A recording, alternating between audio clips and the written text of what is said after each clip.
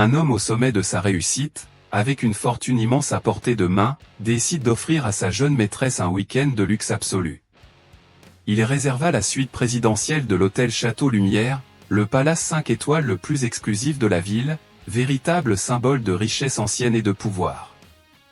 Il pensait avoir tout parfaitement organisé, une escapade idéale, un secret protégé derrière des murs insonorisés. Il croyait que son épouse, discrète et dévouée, une femme qu'il considérait comme un simple ornement élégant pour son foyer, ne se douterait jamais de rien. Mais il commit une erreur fatale, une énorme erreur de calcul. Il avait choisi le mauvais hôtel. Il se jeta dans les bras de sa maîtresse pour un week-end de péché, sans comprendre qu'il pénétrait directement au cœur du royaume de sa femme et vers sa propre chute spectaculaire. Philippe Morel ajusta le nœud de sa cravate en soie, son reflet lui renvoyant son image dans la surface sombre et brillante de la baie vitrée de son bureau d'angle. 45 étages plus bas, la ville s'étendait comme un immense circuit de pouvoir et d'argent, un réseau complexe que lui, Philippe Morel, vice-président senior de Morel et associé finance, maîtrisait parfaitement. Il était un roi contemplant son domaine. Son costume sur mesure était impeccable. À son poignet brillait une Cartier Santos, et la voiture qui l'attendait en bas était une Mercedes classe S bleu nuit. Ce n'était pas seulement des possessions, mais des preuves éclatantes de sa réussite, des trophées témoignant de son ascension impitoyable dans le monde de la finance. Sa vie ressemblait à une œuvre parfaitement orchestrée. Son pantouse sur l'avenue Foch apparaissait régulièrement dans les magazines d'architecture. Ses deux enfants fréquentaient les établissements privés les plus prestigieux de Paris. Et puis, il y avait son épouse, Catherine. Belle, élégante, issue d'une grande famille, même s'il considérait en secret cette vieille bourgeoisie comme riche de nom mais pauvre de vision. Elle était l'épouse parfaite pour un homme d'affaires. Elle gérait la maison avec une efficacité silencieuse, organisait des dîners irréprochables et ne remettait jamais en question ses retours tardifs du bureau. Depuis 15 ans, elle faisait partie de cette vie parfaite, stable, prévisible et, s'il était honnête avec lui-même, assez ennuyeuse. Il la considérait comme un placement sûr, une valeur stable rapportant des dividendes fiables mais sans passion. Un léger coup frappé contre la porte en acajou le tira de ses pensées. « Entrez », dit-il d'une voix calme et autoritaire. La porte s'ouvrit sur Camille Laurent. Elle avait 26 ans, des yeux couleur whisky et une longue chevelure blond miel tombant sur ses épaules.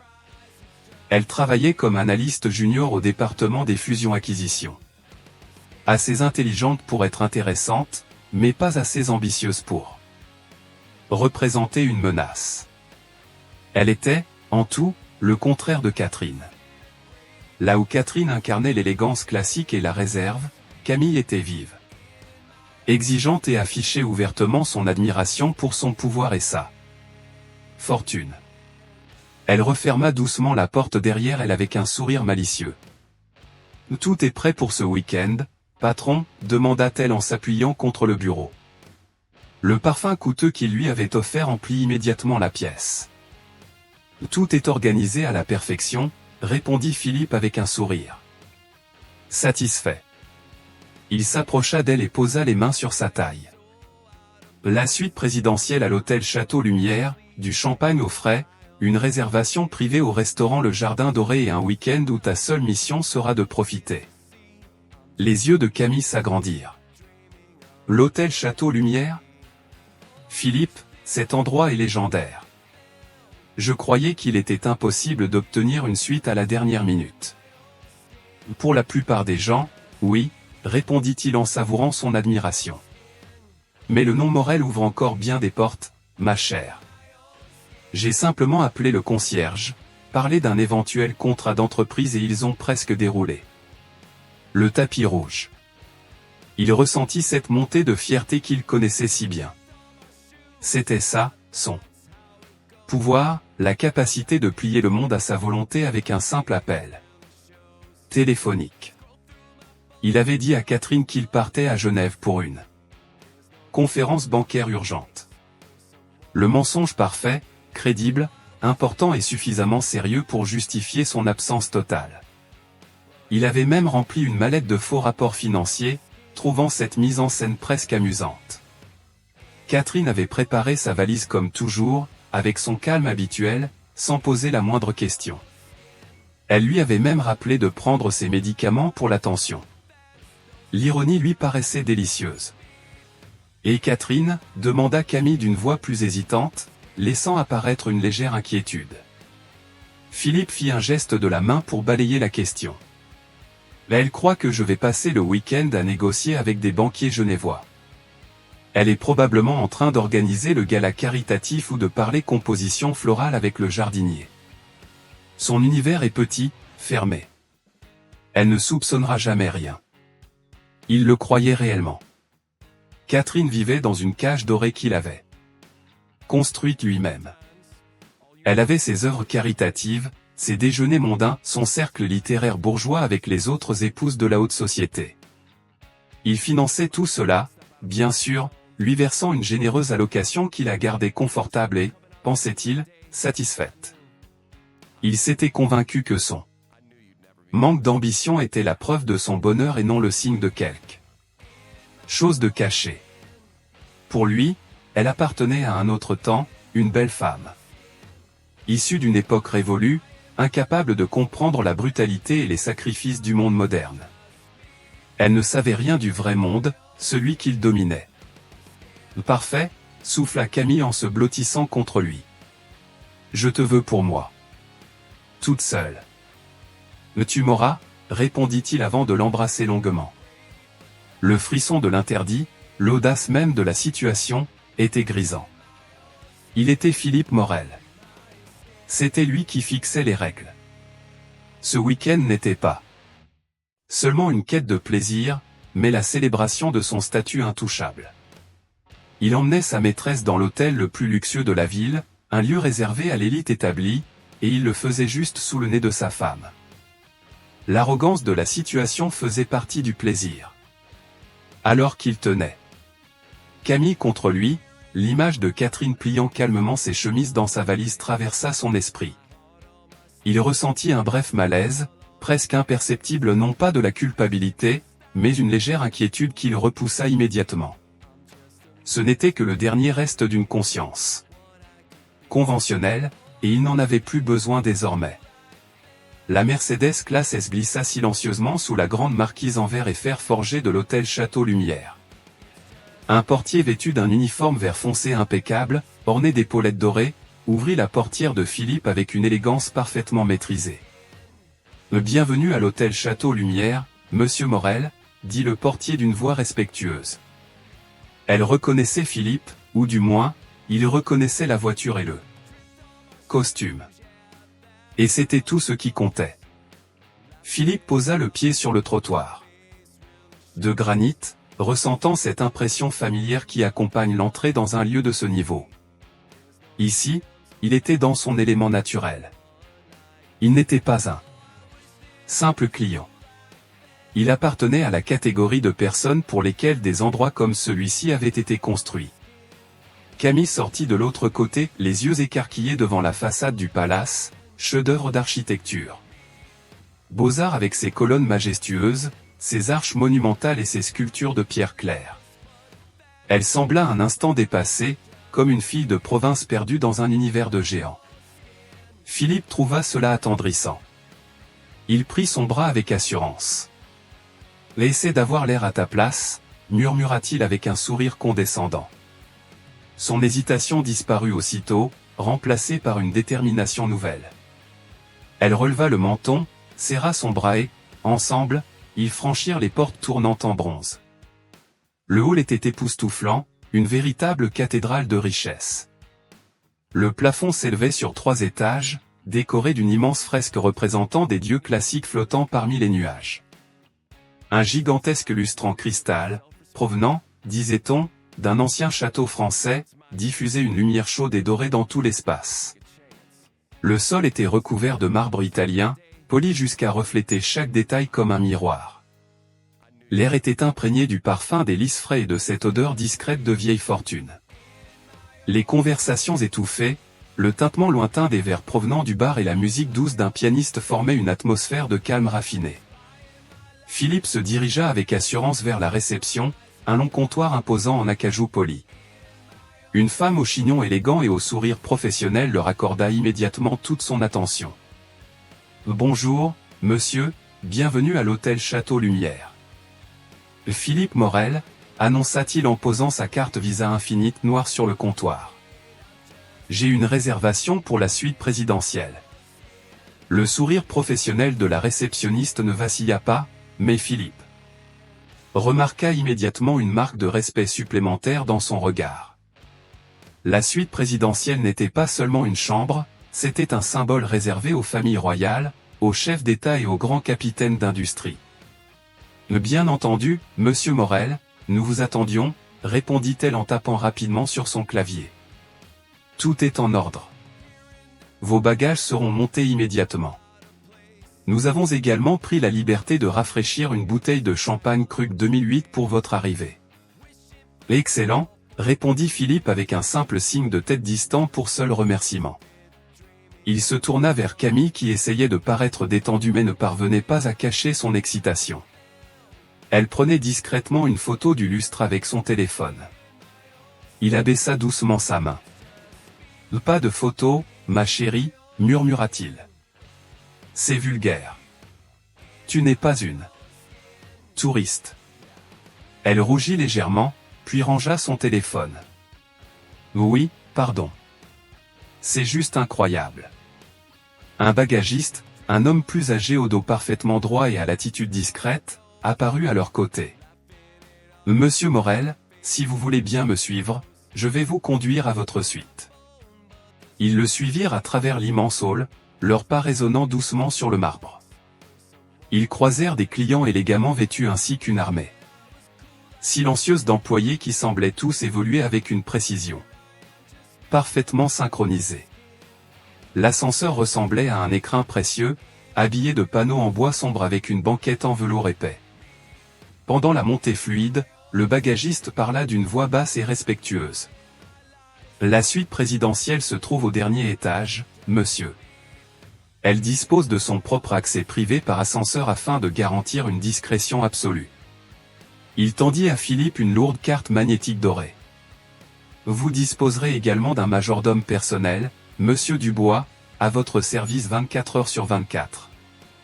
Il vous attend déjà à l'étage. » « Très bien, » répondit Philippe d'un ton bref. Les portes de l'ascenseur s'ouvrirent directement sur un vestibule privé. Devant eux se dressaient de grandes portes doubles en bois sombre et noble. Le bagagiste déverrouilla les portes, puis les ouvrit avec élégance avant de s'effacer sur le côté. La suite était encore plus spectaculaire que Philippe ne l'avait imaginé. Cela ressemblait moins à une chambre d'hôtel qu'à un immense appartement de luxe. Le salon possédait des baies vitrées allant du sol au plafond, offrant une vue panoramique sur la ville et le parc en contrebas. Un piano à queue occupait un coin de la pièce, tandis qu'un bar entièrement approvisionné se trouvait de l'autre côté. Le mobilier mélangeait antiquité raffinée et création moderne recouverte de velours et de soieries dans des tons crème, or et bleu royal.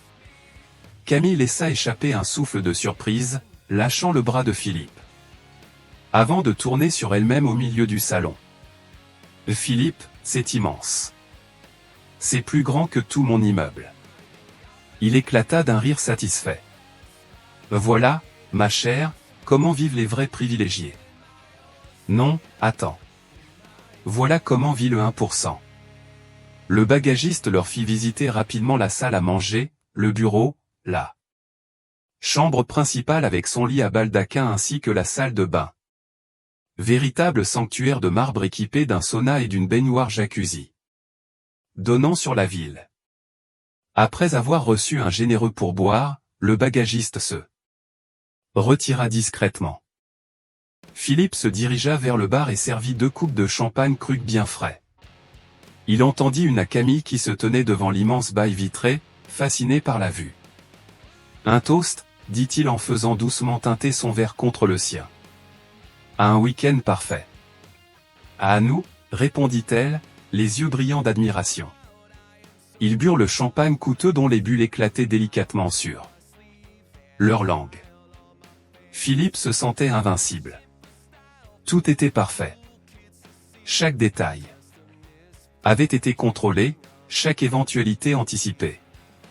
Dans cette suite suspendue, au-dessus du monde, il était intouchable. Il avait réussi à compartimenter sa vie, l'épouse dévouée dans le Penthouse de l'avenue Foch et la maîtresse passionnante dans ce palais au-dessus de la ville. Il croyait maîtriser totalement son univers comme un marionnettiste tirant parfaitement chaque fil. Il ignorait totalement qu'un de ses fils, celui qu'il pensait coupé depuis longtemps, était directement attaché aux fondations même du bâtiment dans lequel il se trouvait. La première journée se déroula dans une perfection hédoniste. Ils commandèrent un room service sans limite, se promenèrent dans des peignoirs luxueux et profitèrent pleinement de tous les équipements de la suite. Philippe ressentait une profonde satisfaction. Il avait mérité cela. Le stress des contrats à plusieurs milliards et des fluctuations du marché disparaissaient face à un tel confort absolu. Ce soir-là, ils dînèrent à la Maison Blanche, le restaurant 3 étoiles Michelin de l'hôtel. Le maître d'hôtel accueillit Philippe par son nom et les installa à la meilleure table de l'établissement, un salon discret dans un angle avec vue sur le jardin privé du restaurant. Le repas ressemblait à une véritable représentation artistique. Plat après plat, chaque création semblait plus raffinée que la précédente. Philippe commanda une bouteille de Château Margaux coûtant plus cher que le loyer mensuel de Camille, et il savoura l'expression émerveillée de la jeune femme lorsqu'il lui annonça le prix. Il mettait son pouvoir en scène pour elle, et elle représentait le public idéal. Toute la soirée, il lui raconta ses triomphes professionnels, les contrats remportés et les concurrents écrasés. Il se présentait comme un titan moderne et elle l'écoutait avec fascination, sa main posée sur sa cuisse sous la table. Il se sentait plus puissant, plus vivant qu'il ne l'avait été depuis des années. C'était cette validation qu'il recherchait, cette admiration totale que Catherine ne lui avait jamais réellement donnée. L'admiration de Catherine avait toujours été discrète et mesurée. C'était le soutien calme d'une partenaire et non l'adoration passionnée d'une admiratrice. Le lendemain matin, Philippe se réveilla tard, tandis que la lumière du soleil passait à travers un léger espace entre les lourds rideaux de soie. Camille dormait encore, ses cheveux blonds étalés sur les oreillers luxueux. Il sortit du lit, reposé et satisfait. Avant de commander le petit déjeuner, il décida de profiter du hammam dans la salle de bain en marbre. Lorsqu'il sortit de la vapeur chaude, il attrapa un des épais peignoirs suspendus sur un porte-serviette chauffant. Le tissu était incroyablement doux, confectionné dans le meilleur coton égyptien. Il enfila le peignoir et noua la ceinture tout en observant son reflet dans le miroir sans buée. C'est alors qu'il le remarqua. Sur le revers du peignoir, brodé avec un fil argenté discret et élégant, apparaissait un monogramme. Un D entrelacé avec un V. Il fronça les sourcils en suivant les lettres du bout des doigts. VD. Que signifiaient ces initiales? Il se rappela vaguement le nom du responsable de l'hôtel qui avait été mentionné, Dubois. Peut-être, Vicomte Dubois, pensa-t-il, une référence à la famille fondatrice de l'hôtel. Cela semblait plausible. L'établissement baignait dans une tradition européenne ancienne et raffinée. Pourtant, le détail restait étrange et particulièrement précis. Il haussa les épaules. Ce n'était qu'un monogramme.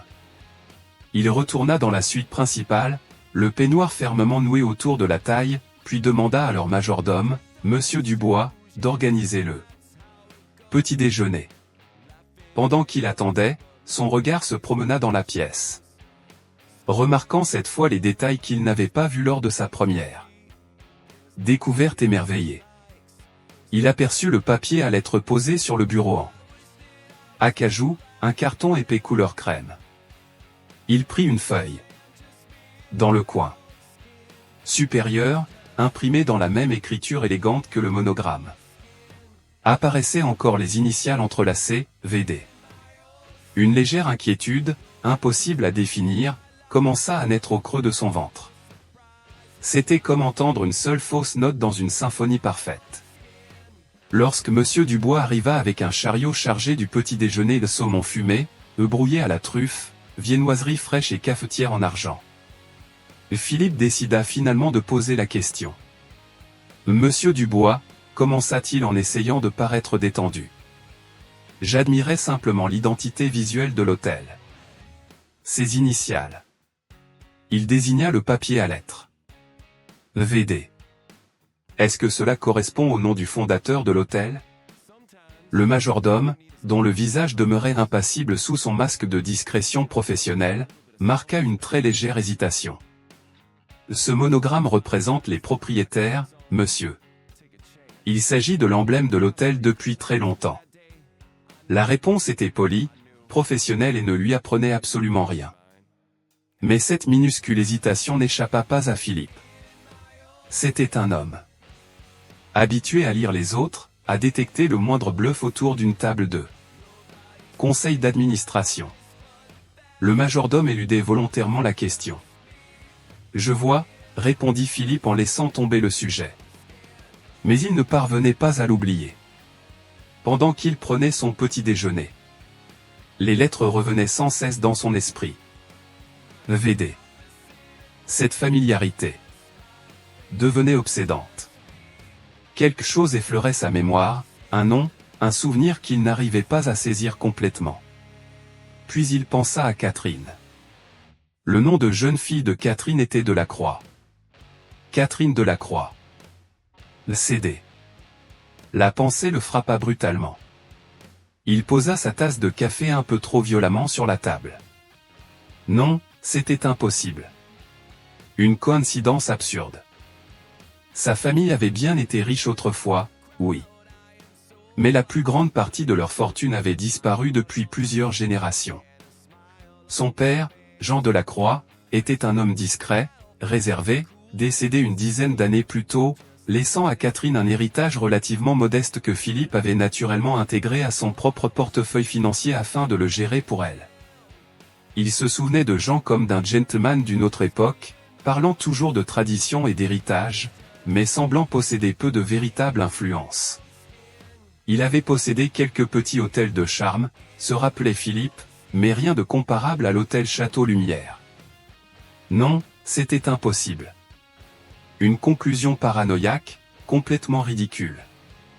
Des centaines de noms pouvaient correspondre à ses initiales, de Villiers, Valmont, Delmas, Vauclair, Dubreuil, bien plus plausible. Il jeta un regard à Camille qui photographiait joyeusement son assiette de petit déjeuner parfaitement présentée pour ses réseaux sociaux. Elle ignorait totalement le tumulte qui agitait son esprit. « Tout va bien, Philippe ? Tu as l'air d'avoir vu un fantôme, demanda-t-elle.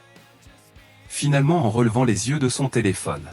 « Très bien, répondit-il sèchement, avec un ton plus agressif qu'il ne l'avait voulu. Je réfléchis simplement au marché financier.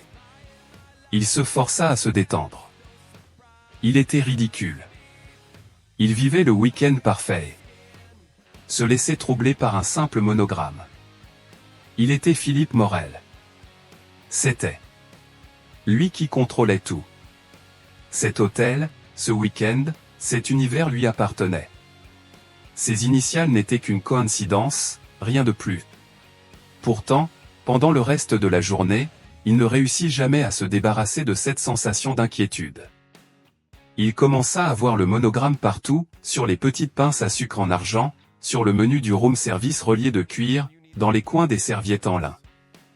Et chaque fois qu'il apercevait ces lettres, l'image du visage calme et serein de Catherine apparaissait dans son esprit. Cette femme qu'il croyait connaître parfaitement.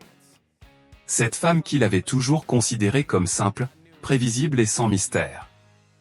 La cage dorée qu'il avait construite pour elle ressemblait soudain moins à une prison qu'à une forteresse dont il n'avait jamais cherché à découvrir l'intérieur. Une pensée troublante s'imposa alors dans son esprit, et s'il ne connaissait pas réellement sa femme. Pour leur dernière soirée, Philippe avait prévu de recréer la magie de la première. Il réserva une nouvelle table au restaurant Le Ciel Bleu, demandant cette fois le menu dégustation du chef accompagné des meilleurs accords mets vins. Il était déterminé à chasser cette étrange paranoïa qui le poursuivait depuis le matin.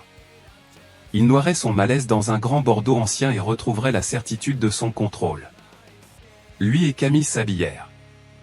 Philippe portait un costume sombre parfaitement ajusté.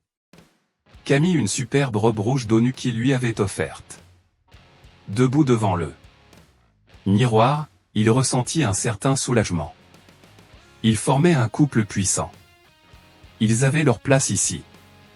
Le monogramme n'était qu'un fantôme, une invention de son esprit fatigué. Ils descendirent au restaurant, l'ascenseur privé les ramenant une nouvelle fois dans cet univers d'élégance silencieuse. Le maître d'hôtel, Étienne Moreau, les accueillit avec un sourire encore plus chaleureux que la veille. « Monsieur Morel, quel plaisir de vous revoir. Votre table est prête. Le chef est impatient de vous présenter le menu de ce soir. » Ils furent conduits vers le même salon discret. Philippe s'installa dans le velours moelleux, retrouvant immédiatement un sentiment rassurant de familiarité. Il commanda une bouteille de champagne Krug afin de célébrer la soirée et d'effacer les dernières traces de ses inquiétudes absurdes. « Tu sais, » dit Camille en se penchant vers lui et en posant sa main sur la sienne, « c'est le week-end le plus incroyable de toute ma vie. Je me sens comme une princesse. » « Tu le mérites, » répondit Philippe, retrouvant peu à peu toute sa confiance. Il était ridicule. Cette vie était la sienne. C'était lui qui avait construit tout cela. Les premiers plats furent sublimes, une huître délicate, une vichysoise, puis des noix de Saint-Jacques poêlées accompagnées d'une mousse aux agrumes. La conversation demeurait légère et le rire de Camille ressemblait à une musique effaçant peu à peu ses dernières inquiétudes. Il allait justement lever son verre pour porter un toast à leur avenir lorsqu'il remarqua un changement subtil dans l'atmosphère du restaurant. Une tension discrète semblait se propager depuis l'entrée. Le personnel, habituellement irréprochable dans son calme, semblait soudain se tenir un peu plus droit. Étienne Moreau, le maître d'hôtel, discutait à voix basse avec urgence avec un homme en costume sombre portant une oreillette de sécurité. Philippe observa la scène avec une légère curiosité. « On dirait qu'un invité important vient d'arriver, » remarqua-t-il à Camille. Quelques instants plus tard, Étienne Moreau se dirigea vers leur table avec une expression soigneusement composée de gêne et de respect. Il semblait profondément mal à l'aise. « Monsieur Morel, » commença-t-il d'une voix basse, « veuillez accepter mes plus sincères excuses pour cette interruption. » « Y a-t-il un problème ?» demanda Philippe avec une légère irritation dans la voix. Avant qu'Étienne Moreau puisse répondre, la source de l'agitation devint soudain évidente. Un petit groupe venait d'entrer dans le restaurant et se tenait désormais près de l'entrée, observant silencieusement la salle. À la tête du groupe se trouvait une femme. Le sang de Philippe se glaça immédiatement. La coupe de champagne dans sa main lui parut soudain extrêmement lourde et ses doigts s'engourdirent. C'était Catherine. Mais ce n'était pas la Catherine qu'il avait laissée chez eux, la femme au cardigan en cachemire et aux perles discrètes. C'était une femme totalement différente. Elle portait un tailleur bleu marine parfaitement coupé mettant en valeur sa silhouette élancée et son allure imposante. Ses cheveux, habituellement attachés dans un chignon doux, étaient coiffés de manière plus stricte et élégante, encadrant un visage marqué par un calme glacial et une autorité absolue. Ses seuls bijoux étaient une paire de boucles d'oreilles en diamant qui scintillaient comme des éclats de glace. Deux hommes se tenaient à ses côtés. Le premier était un homme âgé, distingué, aux cheveux argentés et au regard perçant. Philippe le reconnut aussitôt avec horreur, maître Bernard Lefebvre, le célèbre avocat d'affaires, réputé pour son impitoyable efficacité et ancien ami très proche du père de Catherine. Le second était le directeur général de l'hôtel que Philippe connaissait grâce aux brochures de l'établissement. Ils se tenaient légèrement derrière elle comme des lieutenants fidèles accompagnant leur commandant. Camille, suivant le regard figé de Philippe, se retourna à son tour. « Et Philippe, qui est cette femme ? Tu la connais ?» demanda-t-elle à voix basse, le visage marqué par l'incompréhension. « Elle ressemble un peu à ta... » Sa phrase s'interrompit brutalement tandis que la réalité commençait à lui Apparaître. Les yeux de Catherine parcoururent calmement la salle avant de s'arrêter directement sur leur table. Il n'y avait ni surprise ni choc dans son regard. Seulement une reconnaissance froide, parfaitement maîtrisée. Le regard d'un prédateur ayant enfin retrouvé sa proie. Le restaurant entier était devenu silencieux. Les clients demeuraient immobiles, leurs fourchettes suspendues au milieu du geste, leur conversation totalement éteinte. Le seul bruit perceptible était celui des talons de Catherine résonnant doucement sur le marbre tandis qu'elle avançait vers eux. Ce fut la marche la plus longue de toute la vie de Philippe. Chaque pas résonnait dans le silence immense comme le battement d'un compte à rebours annonçant l'effondrement de son univers. Son esprit tournait à toute vitesse, cherchant un mensonge, une explication, une issue. Mais il n'y en avait aucune. Les murs soigneusement construits de sa double vie n'étaient pas simplement en train de se fissurer. Ils se désintégraient sous ses yeux. Il regarda Camille dont le visage était devenu livide, son sourire rouge figé par la terreur. Puis il regarda les autres clients, leurs expressions mêlant curiosité et pitié. Enfin, il releva les yeux vers sa femme, désormais à quelques pas seulement. Dans son regard, il ne vit pas l'épouse blessée à laquelle il s'attendait. Il vit une étrangère. Il vit une reine venue reprendre son trône. Et il comprit avec une certitude glaciale qu'il n'était rien d'autre qu'un intrus dans son royaume. Catherine s'arrêta devant leur table. Elle ne regarda même pas Camille. Toute son attention, froide et absolue, était dirigée vers Philippe. Le parfum qu'elle portait une fragrance subtile et coûteuse qu'il n'avait plus remarquée depuis des années parvint jusqu'à lui. Une odeur nette, froide et élégante, comme l'air de l'hiver. « Philippe, dit-elle. » Sa voix était parfaitement calme, totalement dépourvue d'émotion. C'était la même voix qu'elle utilisait pour donner des instructions au personnel, calme, précise, définitive. « Je crois que vous êtes assis à ma place. » La phrase resta suspendue dans l'air, chargée d'un double sens implacable. Philippe la fixa, incapable de parler, la bouche sèche. Il sentait des dizaines de regards braqués sur lui. L'image soigneusement construite de Philippe Morel, maître absolu de son univers, se brisait comme du verre fragile. « Et Catherine » balbutia-t-il, complètement paniqué. « Qu'est-ce que tu fais ici ? Je croyais que tu étais à Paris pour le gala caritatif. » Le gala, répondit-elle avec un léger sourire sans chaleur. Je l'ai annulé. Quelque chose de plus important nécessitait mon attention. Son regard glissa enfin vers Camille, examinant rapidement sa robe coûteuse et son expression terrifiée. Elle ne la regardait pas comme une rivale, mais comme un objet déplacé dans une pièce parfaitement ordonnée. « Et je vois que tu as amené une invitée, » ajouta-t-elle calmement. Camille se recroquevilla légèrement sur sa chaise, regardant Philippe avec des yeux suppliants. Elle ouvrit la bouche pour parler, mais aucun mot ne sortit. Catherine reporta alors toute son attention sur son mari. « Je dois dire, Philippe, que je suis impressionné.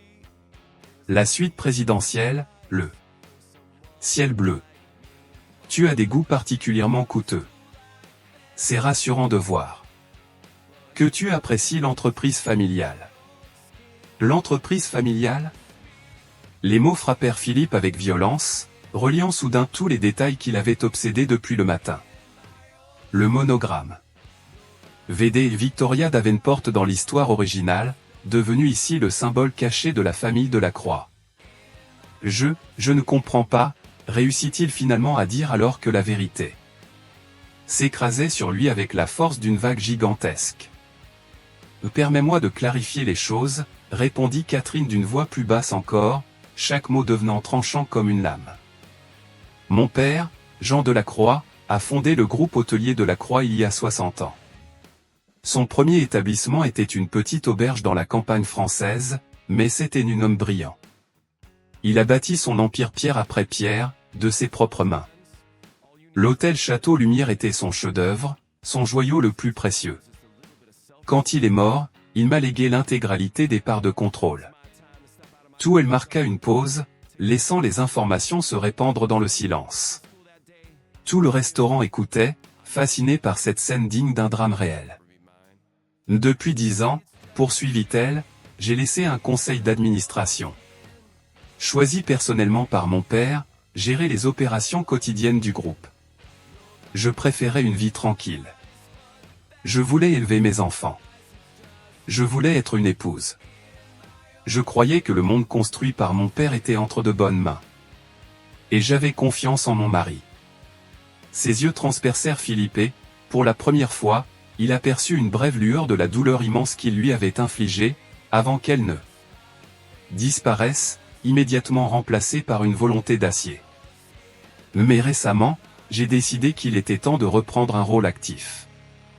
Depuis lundi dernier, lors de l'assemblée annuelle des actionnaires, j'ai dissous le conseil d'administration et repris officiellement ma place. Je suis désormais l'unique présidente exécutive du groupe hôtelier de la Croix, propriétaire de cet hôtel ainsi que de 117 autres établissements à travers le monde. Le monogramme que tu vois partout ne signifie pas « Vicomte Dubois ». Il signifie « Catherine Delacroix ».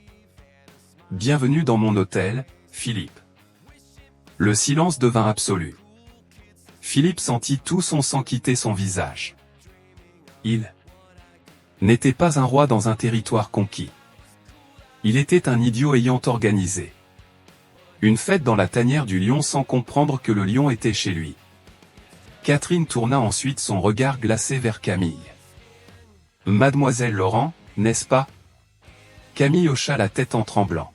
« Vous êtes analyste chez Morel et Associés Finance, il me semble.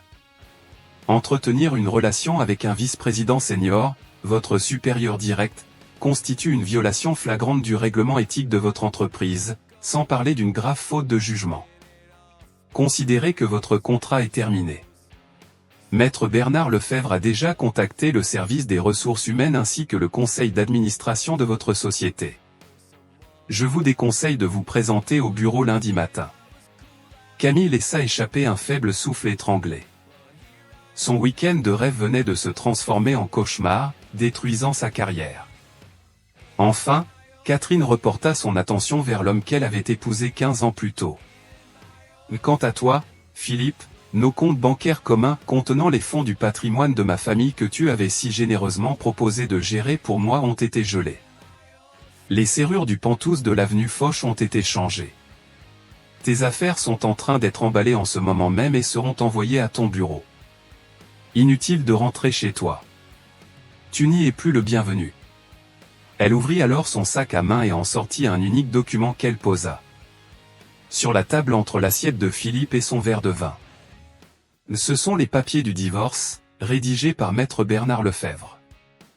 Mais conditions ne sont pas négociables. Tu découvriras que je documente méticuleusement toutes tes infidélités depuis 3 ans. Tu vas les signer.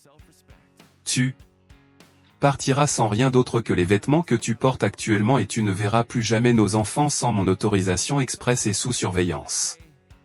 Si tu décides de me combattre, j'utiliserai toutes mes ressources pour détruire non seulement ta carrière, mais également ton nom. Je ferai en sorte que le nom, Morel, devienne synonyme d'humiliation et d'échec dans tous les milieux financiers du monde. Est-ce que je suis clair ? Philippe ne pouvait que la regarder, incapable de prononcer un mot. La femme qu'il avait méprisée, sous-estimée et réduite au rôle d'objet décoratif venait de détruire méthodiquement toute son existence en moins de 3 minutes, avec la précision glaciale d'un chirurgien. Puis Catherine se tourna vers Étienne Moreau, le maître d'hôtel, qui se tenait non loin de là, pâle et parfaitement immobile. « Et Étienne, veuillez faire raccompagner l'invité de Monsieur Morel à la sortie. Et présenter également à Monsieur Morel la totalité de la facture de son séjour. Il réglera avec sa carte personnelle. » Elle adressa ensuite à Philippe un dernier regard prolongé. Un regard de conclusion définitive, comme si un chapitre ancien venait de se refermer pour toujours tandis qu'un autre commençait. Il n'y avait aucune haine dans ses yeux. Seulement une indifférence froide et terrifiante. Puis, entourée de son avocat et du directeur général de l'hôtel, la présidente Catherine Delacroix quitta le restaurant d'une démarche parfaite et totalement maîtrisée, laissant derrière elle les ruines fumantes de la vie qu'elle venait d'anéantir. Pendant un long moment après son départ, Philippe demeura immobile, figé dans le choc et l'humiliation. Le silence du restaurant fut finalement brisé par un sanglot étouffé de Camille. Elle repoussa sa chaise en arrière, le mascara coulant sur son visage déformé par l'incrédulité. « Mon travail » murmura-t-elle en regardant Philippe comme si elle le découvrait pour la première fois, non plus comme un titan de la finance, mais comme l'architecte de sa destruction. « Tu avais dit que tout était sous contrôle. » Je le croyais, balbutia Philippe avec difficulté, les mots lui laissant un goût de cendre dans la bouche. Deux agents de sécurité apparurent discrètement près de leur table.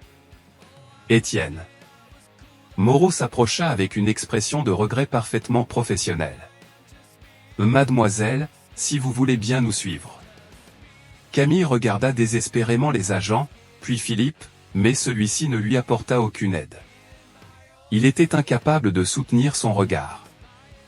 Humiliée, elle attrapa sa petite pochette et se laissa conduire vers la sortie, sa robe rouge traversant les tons sobres du restaurant comme une marque éclatante de honte. Dès qu'elle eut disparu, Étienne Moreau posa un porte-addition relié en cuir sur la table. « Votre facture, monsieur Morel. » Philippe le fixa longuement. Puis il l'ouvrit mécaniquement. Le montant affiché était astronomique. La suite présidentielle, le room service, les grands vins, les menus dégustation du chef. Une somme qui aurait fait pâlir la plupart des gens, mais qui pour lui aurait normalement dû être insignifiante. Il sortit lentement son portefeuille, la main légèrement tremblante. Il tendit sa carte Visa Infinite noire à Étienne Moreau. « Tenez. » Le maître d'hôtel revint une minute plus tard, l'expression encore plus embarrassée.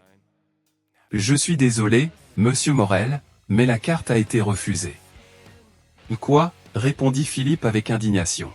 « C'est impossible. Essayez encore. »« Nous l'avons déjà fait, monsieur. 3 fois. » Il semblerait que le compte ait été suspendu. Évidemment. Les comptes communs. Catherine ne les avait pas seulement gelés. Elle avait probablement également fait annuler toutes ses cartes secondaires. Il fouilla nerveusement dans son portefeuille et sortit une autre carte, cette fois professionnelle. Réessayez celle-ci. Étienne Moreau revint quelques instants plus tard en secouant légèrement la tête. Refusée, elle aussi, monsieur. Le sang monta violemment au visage de Philippe. Les autres clients ne faisaient même plus semblant de détourner le regard. Leurs murmures formaient désormais un fond constant de jugement et de mépris. Ils ne faisaient plus partie de leur monde. Il était devenu le spectacle de la soirée. C'est ridicule. Il doit y avoir une erreur, lança Philippe d'une voix plus forte. Le directeur général de l'hôtel, le même homme qui accompagnait Catherine, s'approcha alors de la table. Son attitude n'avait plus rien de respectueux. Elle était froide, officielle. « Monsieur Morel, disposez-vous d'un autre moyen de paiement ?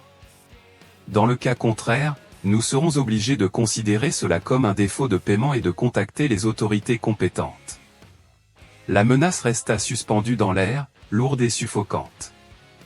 Philippe Morel, un homme capable de déplacer des milliards avant le petit déjeuner, était incapable de régler une facture d'hôtel. L'humiliation était totale. Il n'avait ni argent liquide ni carte encore valide. Il était piégé. Maître Olivier Garnier, l'avocat de Catherine, réapparut alors à l'entrée de la salle. Il échangea quelques mots discrets avec le directeur avant de se tourner vers Philippe. « Monsieur Morel, Madame Delacroix a généreusement accepté de régler votre facture. Le montant sera simplement déduit du règlement minimal auquel vous pouviez encore espérer prétendre dans le cadre du divorce.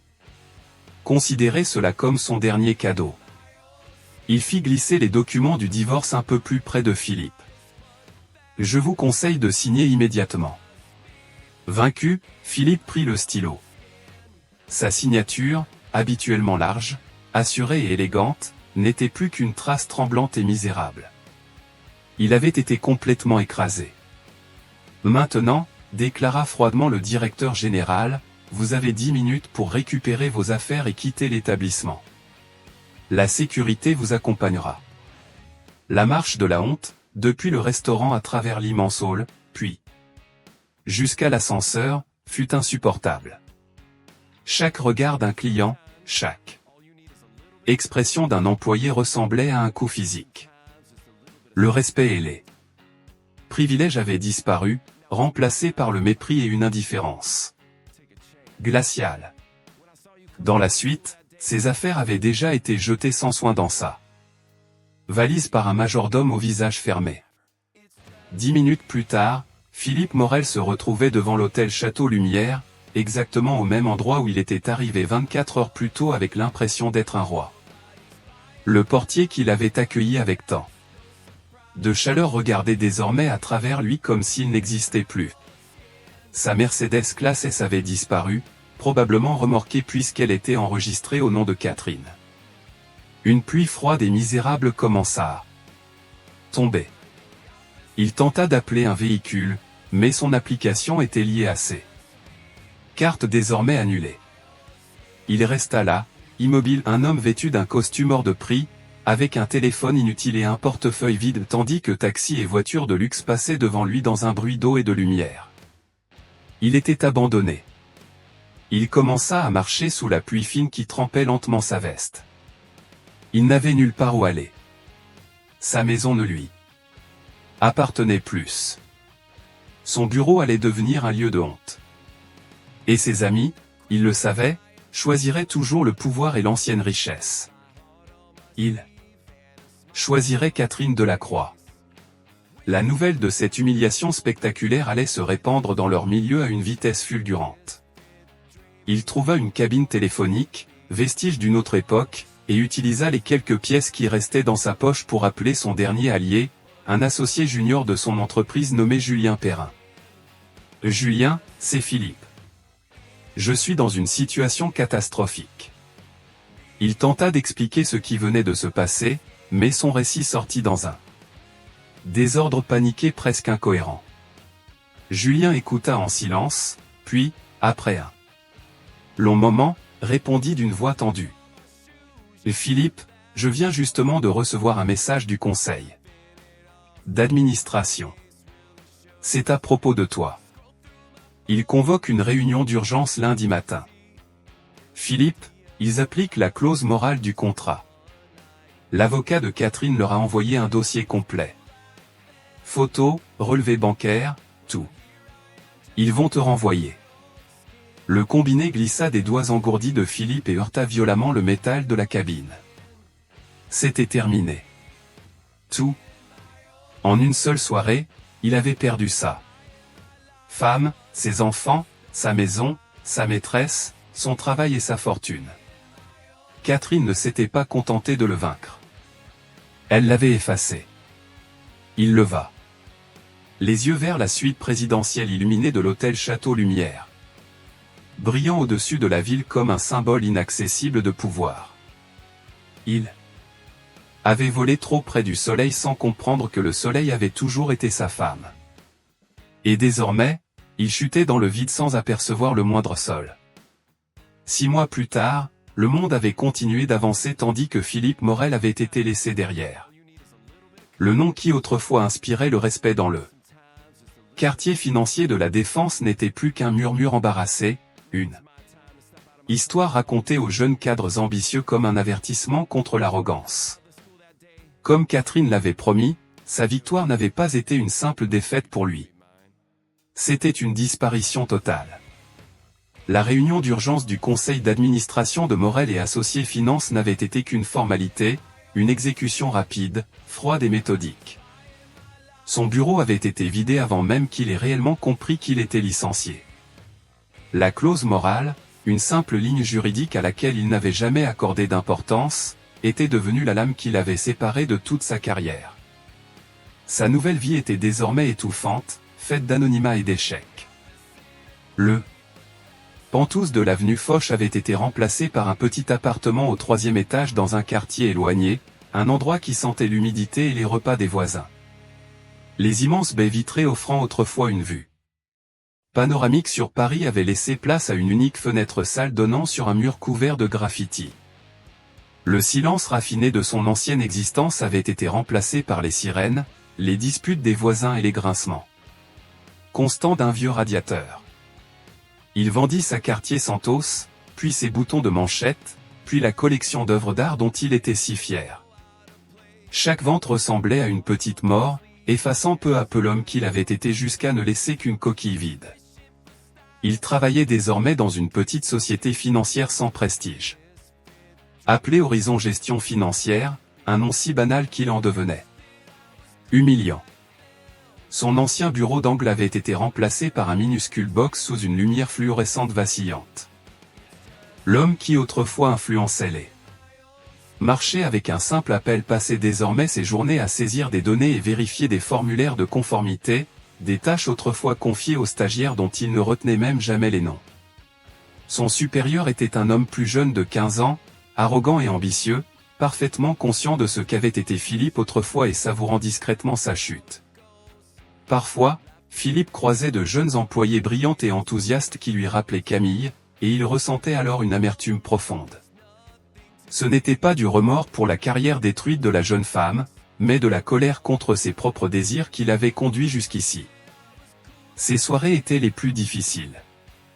L'isolement dans son petit appartement était devenu une présence physique. Il avait tenté d'appeler ses anciens amis. Ces hommes avec lesquels il partageait autrefois cigares et vieux whisky rares. Personne ne répondait. Ceux qui décrochaient restaient froids et pressés, inventant rapidement une excuse avant de mettre fin à la conversation. Il était devenu un problème, un paria social. Il ne faisait plus partie du cercle. Il n'était plus qu'un homme seul dans un appartement médiocre, hanté par le fantôme de sa vie passée. L'apitoiement sur lui-même était devenu un poison qu'il avalait chaque soir avec un whisky bas de gamme. Pendant que Philippe s'enfonçait dans les conséquences de ses propres actes, Catherine, elle, s'élevait toujours davantage. En prenant officiellement la direction du groupe hôtelier de la Croix, elle ne se révéla pas seulement compétente. Elle devint redoutable. Les années passées à observer en silence, à être sous-estimée et ignorée, avaient forgé en elle une dirigeante lucide et déterminée. Elle voyait désormais ce que l'ancien conseil d'administration, composé d'hommes confortablement installés dans leurs habitudes, n'avait jamais vu. Un après-midi, dans la grande salle du conseil au sommet de la tour de la Croix, elle présenta son projet principal, l'initiative verte de la Croix. Un plan sur 10 ans, représentant plusieurs milliards, visant à rendre l'ensemble de la chaîne hôtelière totalement neutre en carbone grâce aux énergies renouvelables, à l'approvisionnement durable et aux investissements communautaires. Un membre du conseil, Gérard Renaud, un homme corpulent aux cheveux gris, représentant de l'ancienne génération et ancien ami de son père, se racla la gorge avec condescendance. Et Catherine, avec tout le respect que je vous dois, c'est une idée noble, mais vos chiffres sont idéalistes. Les investissements initiaux vont réduire nos marges pendant des années.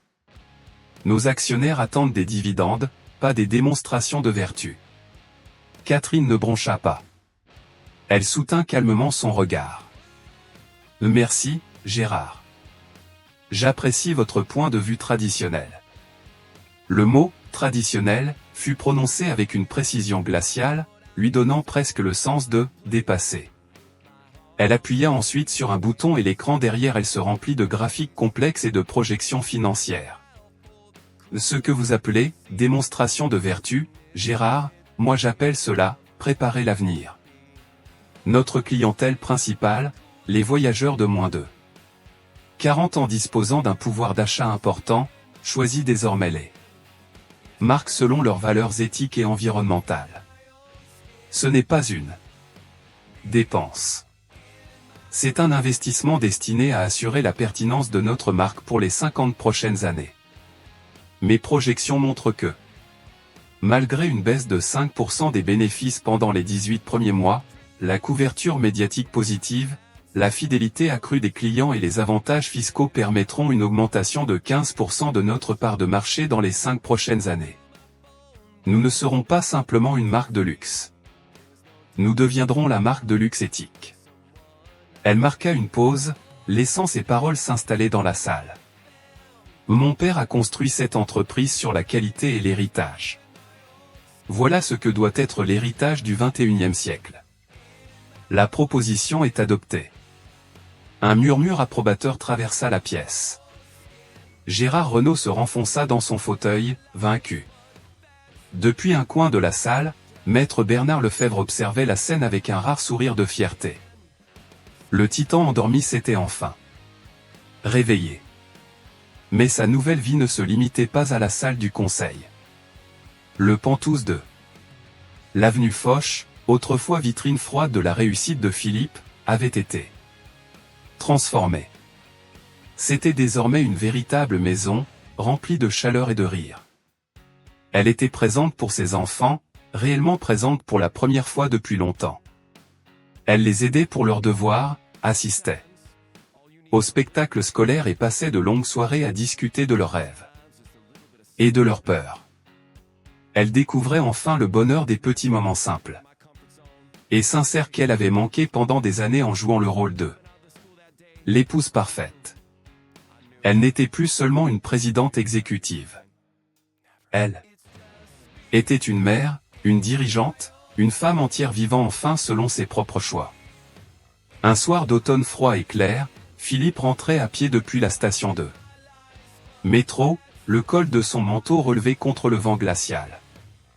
La ville qui lui avait autrefois semblé être son royaume lui paraissait désormais étrangère et hostile.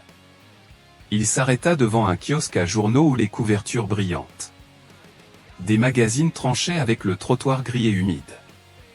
Et il la vit. Le visage de Catherine apparaissait en couverture de Forbes.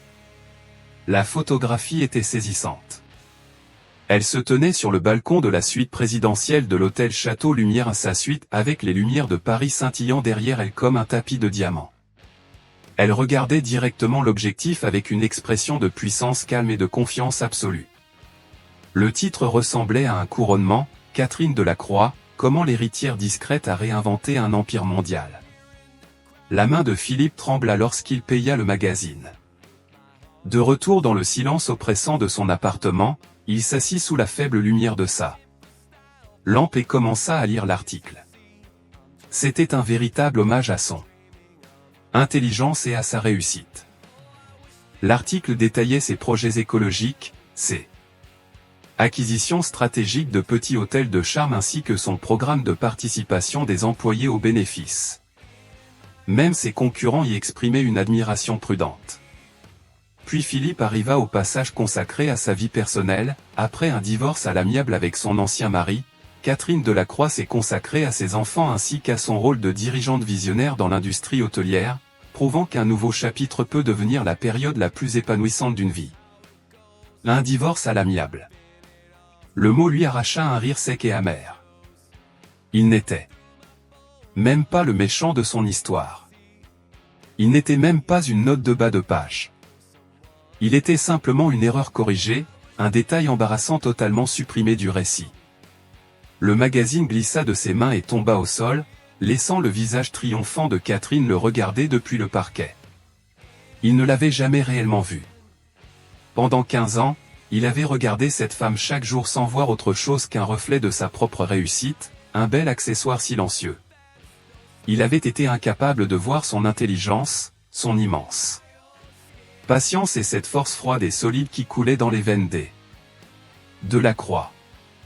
Il s'était cru le centre de son univers, un soleil autour duquel tout gravitait, alors qu'il n'avait été qu'une lune insignifiante tournant autour d'une étoile. Et il avait été assez stupide pour croire que sa propre lumière était la source du pouvoir. Il se leva, puis marcha jusqu'à la fenêtre, observant le mur sombre et brutal qui formait désormais son horizon. Il imagina Catherine debout dans son bureau au sommet de la tour Delacroix, regardant l'immense ville brillante désormais prête à lui appartenir entièrement. Très haut au-dessus de lui, une nouvelle aube venait de commencer pour Catherine Delacroix, lumineuse et pleine de promesses. Pour Philippe Morel, abandonné dans l'obscurité d'en bas, ce n'était plus qu'un crépuscule permanent et mérité. Philippe Morel avait appris la leçon la plus difficile de toute son existence. La personne que l'on sous-estime le plus est parfois celle qui possède toutes les cartes. Il avait considéré sa femme comme un simple élément décoratif de sa vie parfaite avant de découvrir qu'elle possédait l'immeuble entier tandis que lui n'était qu'un invité temporaire resté beaucoup trop longtemps. L'histoire de Catherine rappelle avec force que la véritable puissance n'est pas toujours bruyante. Parfois, elle demeure silencieuse, patiente, et attend simplement le moment parfait pour reprendre ce qui lui appartient. C'est une histoire de justice, de puissance retrouvée et des conséquences spectaculaires de la trahison.